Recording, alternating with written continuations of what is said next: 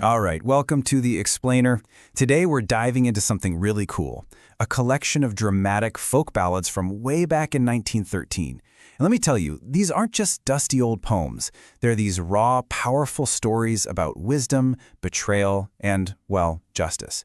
And you'll see they still hit home in a big way, even over a century later. So, let's just jump right in with a question, a big one. What if the best advice you ever got cost you literally everything you had? I mean, really think about that for a second. It's a wild idea, and it's actually the core of a folktale that is the heart of this entire collection. It really makes you wonder, what's wisdom actually worth? Now, this collection isn't just one story. It's more like a tapestry, woven together from all these different traditions. Each ballad is its own little drama, just packed with the kind of human stuff that, let's be honest, never gets old. Love, jealousy, greed, and that eternal search for justice. We're going to start with a story called A Tale from the Cornish. It's about this guy, John. He's poor, he's a hard worker, and he makes a choice that, well, it sounds completely insane. He trades 3 whole years of hard-earned cash for just 3 simple sentences. Okay, so let's unpack how this incredibly foolish-sounding bargain actually plays out. Because this is where the story shows its hand, right? It reveals this core message about the power of knowledge, something you just can't count in dollars and cents. And here they are, the 3 pieces of advice that John basically bought. I mean, look at them. Each one cost him an entire year of his life's work. They seem almost too simple, don't they? Kind of like vague proverbs you'd see on a poster. But as we're about to see, every single one becomes a literal lifeline for him on his journey home. And here's the payoff, laid out plain and simple. It's so methodical. The first rule, it saves him from getting robbed and probably killed.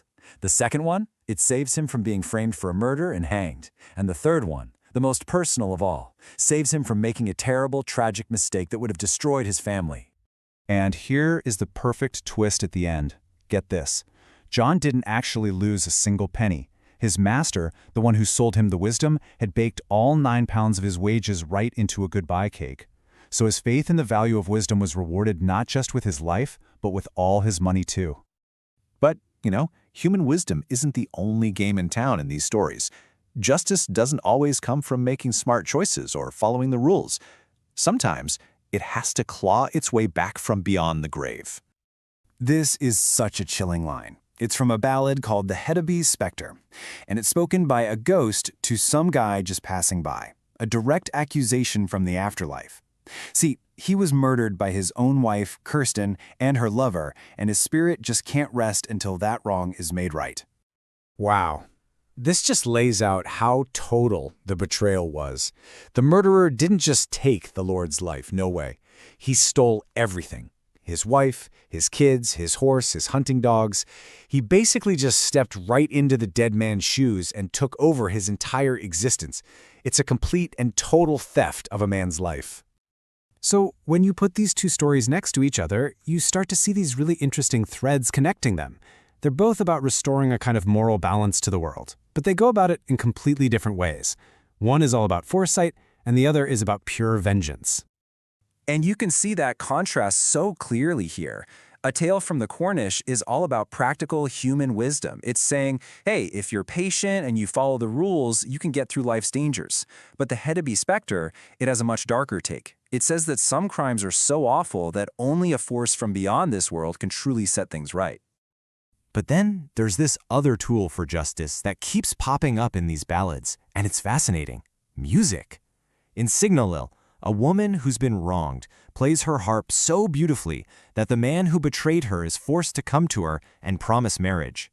In another story, a knight literally sings his guards to sleep so he can escape prison. How cool is that? So, why are we still talking about these stories today? I mean, they're simple rhyming tales about ghosts and clever farmers and sad ladies. What is it about them that gives them this staying power? I think their power is right there, in that simplicity. In a world that feels so chaotic and morally gray a lot of the time, these ballads just give you a clear framework. They're like little narrative machines built to show you right, wrong, and what happens next. And there's just something so deeply satisfying in seeing justice served, whether it comes from wisdom, a ghost, or a song. And that really leaves us with one last question to think about. In our world, with all its complicated stories and gray areas, what do we lose if we just dismiss a simple story? Maybe these ancient tales aren't just entertainment. Maybe they're a reminder of a need we all have, to believe in a world where actions have consequences and where justice, one way or another, eventually finds its voice. This is for entertainment and educational purposes only.